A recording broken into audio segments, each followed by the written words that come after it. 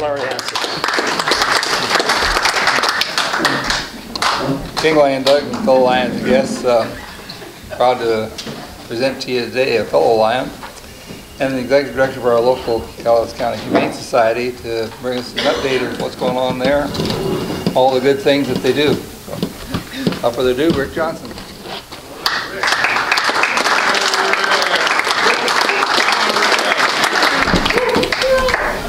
Thank you.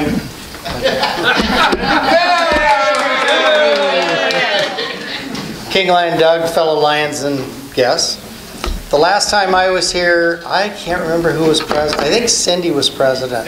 Yeah, Cindy was president. And it's a sad day when I come here and I see that Hal's armed and handcuffs, and you guys are getting rougher as the day goes on. So anyway, how many people here are over 60? Raise your hands. Well, I'll raise mine too. Okay. Here's the deal. We have cats that we have put through what I call a 21-day program of quarantine, and we give them all the vaccinations. They're microchipped, they're spayed and neutered, they're ready to go home. They cost you guys about $15 if you're interested in a cat. They normally are $65. Purina gives us $50 on a discount toward an adoption to anybody that's over 60. So if you're looking for cats for your barn, your house, whatever, we got some great cats down there for 15 bucks. So all you have to do is come in and show them your license. We also have a deal going with Fiber Federal for if you show us your fiber card, you get $10 off on an adoption. We run down there somewhere between, I'm going to say, over 100 dogs a day that we have in our custody. We also have over 250 cats. And they're coming in the door this time of the year, right, Phil? That's the time of the year that we start seeing a lot of cats. The sun comes out after a cold winter, cats start visiting, and the next thing we know comes June and we get the byproduct. So we've got a lot of cages that have a mama cat and 4 or 5 kittens in them. If anybody's interested in fostering any cats for us, then bringing them back, we'd be glad to talk to you. Hey, I fostered a dog. And how long did you keep it? Yeah, 5 years now. Good boy. Actually, fostering is a racket. No, actually he fostered you. Oh.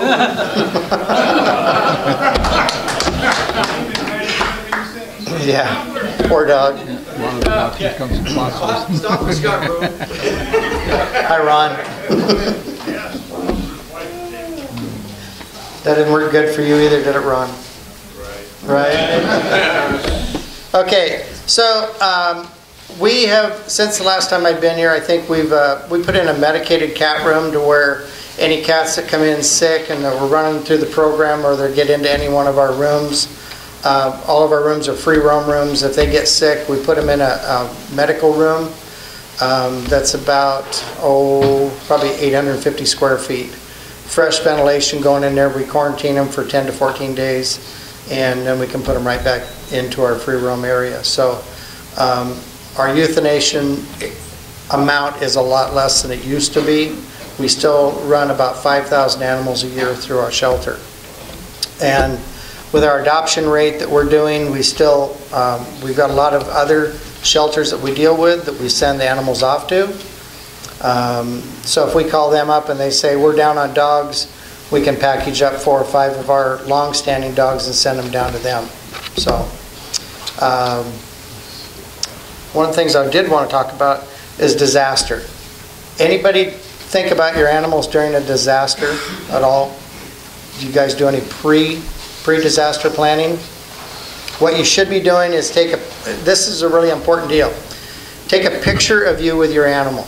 Put it in your wallet. Put it somewhere where you're going to take it with you in case of a disaster. Main reason is if there's a disaster and you bring the dog to me, I'm not going to release it back to anybody unless they have a picture of them with the dog. And one of the things I'm going to do when you come through the door is take a picture of you and the dog. But depending on where you take it, you do need that picture. Yes, Cindy? What if you have a collar on your dog that says who they're owned by and a phone number. What if the collar gets ripped off? What's your dog's chip? Well, there's a difference. So a microchip is only as good as the information. So if you changed your cell phone number, you change your house number, phone number, that kind of stuff, you're not going to get your dog back because we can't get a hold of you. It's not a thing that's going to tell you where the dog is or tell where it is. We're just going to have a dog with an ID number in it. So that's the other thing that we do too, is if you do get your dog microchipped or your cat microchipped at a vet clinic, please get a hold of us, give us that number. Because if we catch it on the street or we find it, somebody brings it in, we have that number, we can call you and get the dog right back to you. Or the cat, either one. So.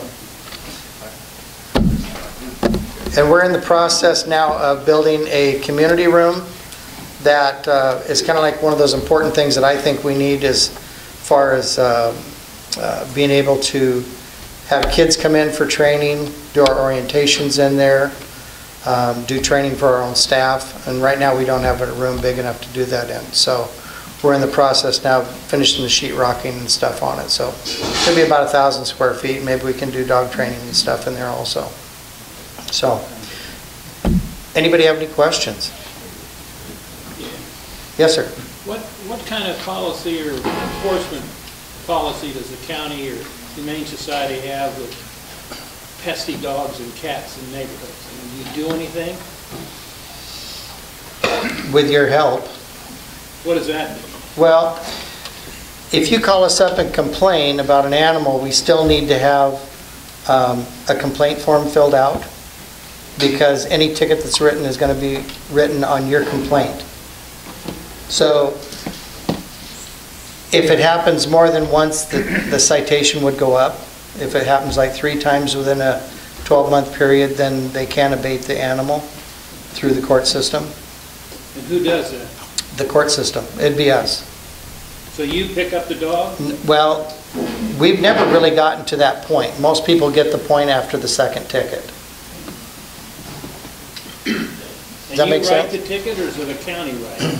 We can only write up to a misdemeanor. Anything after that would be the county. And that's the other thing that's changed this last year is the prosecuting attorney decided that those tickets need to be a little larger in the county.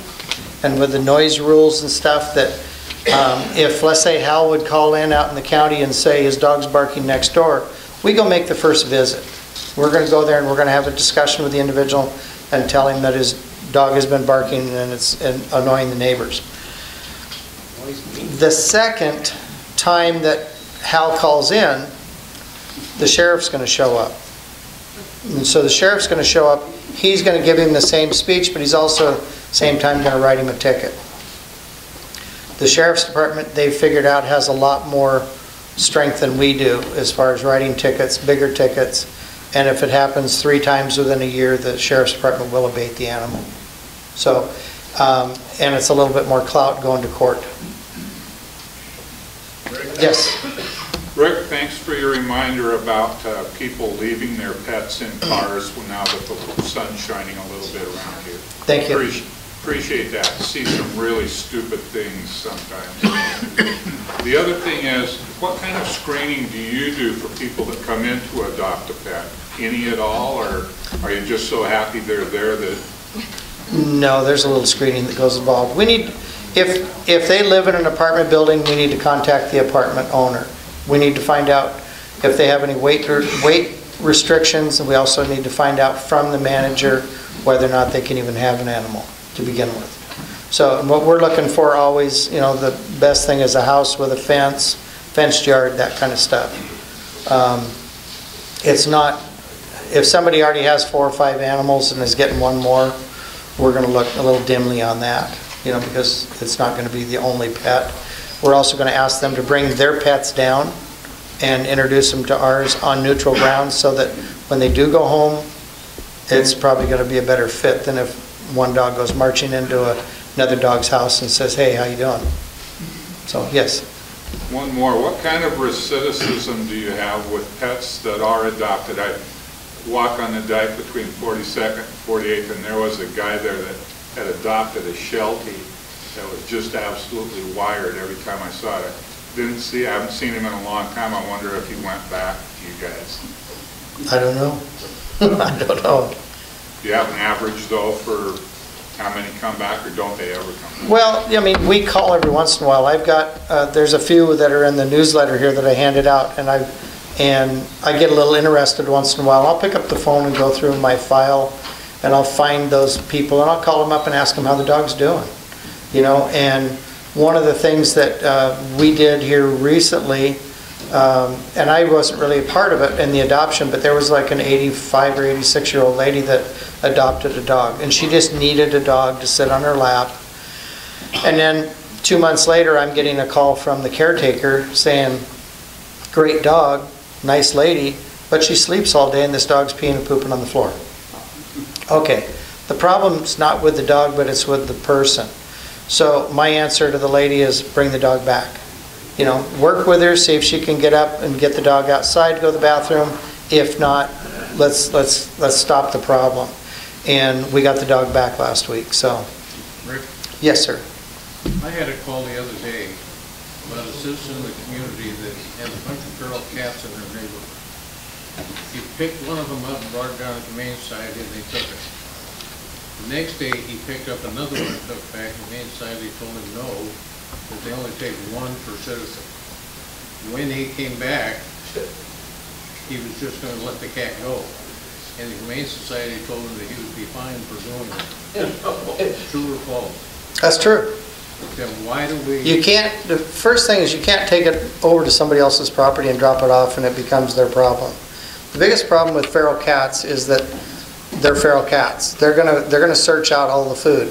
So if you have somebody in your neighborhood that puts a bowl of food out, and leaves it out, your cat's gonna eat it, but so's all the feral cats. So people feel sorry for them, they put out more food. The more food you put out, the more cats start feeding off that food.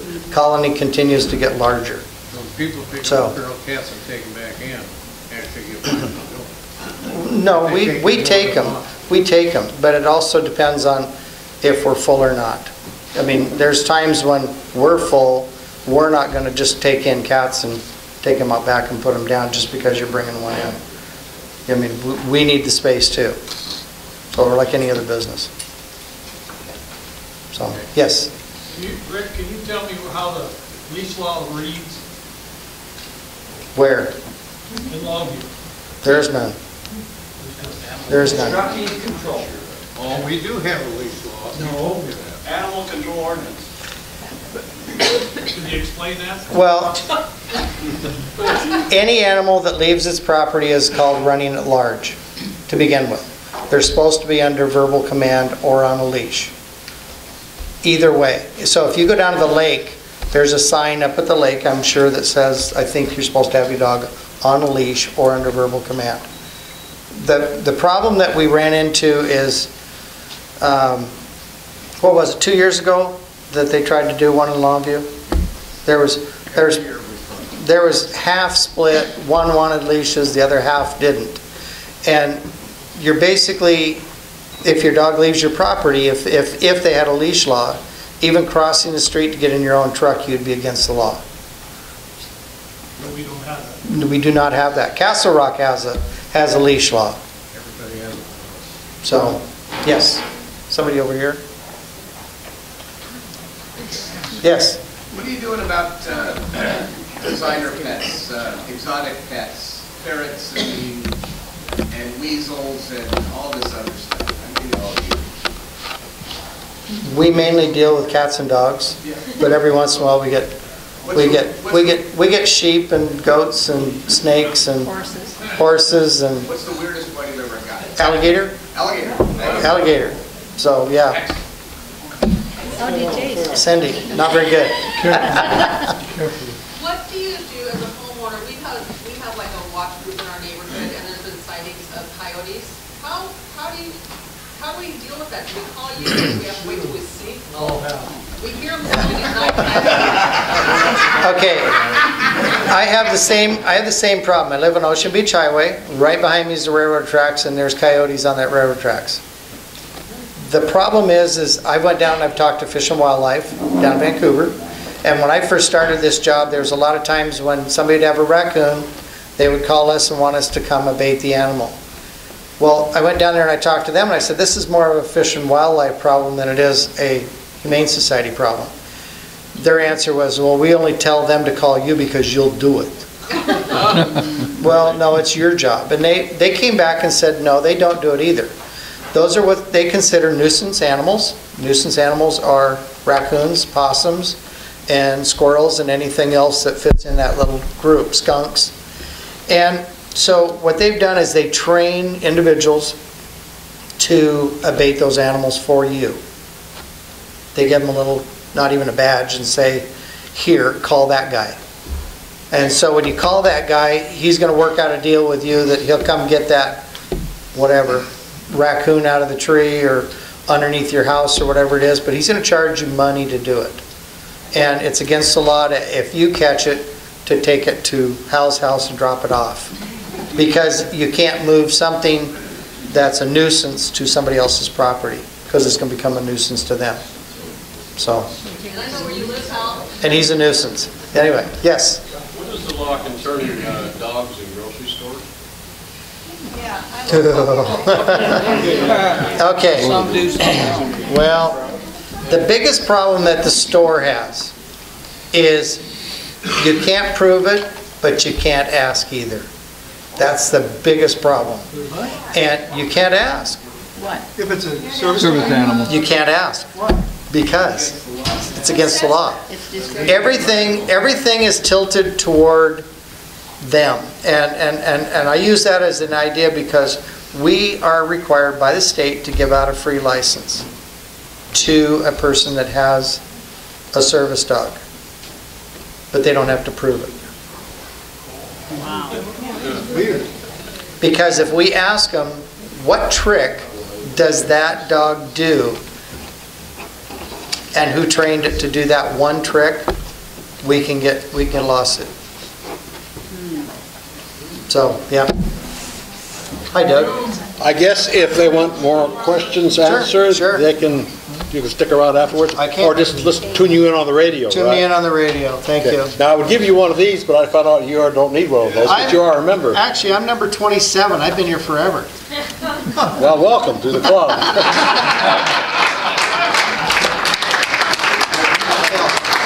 That's how many meetings he's attended. And I'm not going to give you a mug either, so I'm going to hold on to that for somebody else. We appreciate it very much, Rick. Thank you. Okay, we're going to go to the tickets now, the blue ticket. For a whopping $97. I accept. Okay, the number is 813569. 813569. Do I have a winner?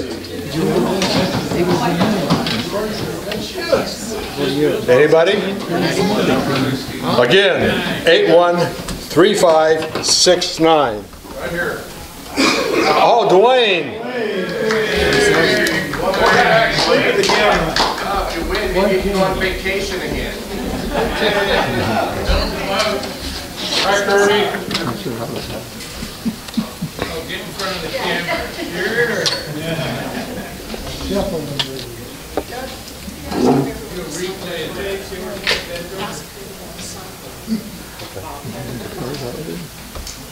Also, we have a card been circulating for Bob Heidemann.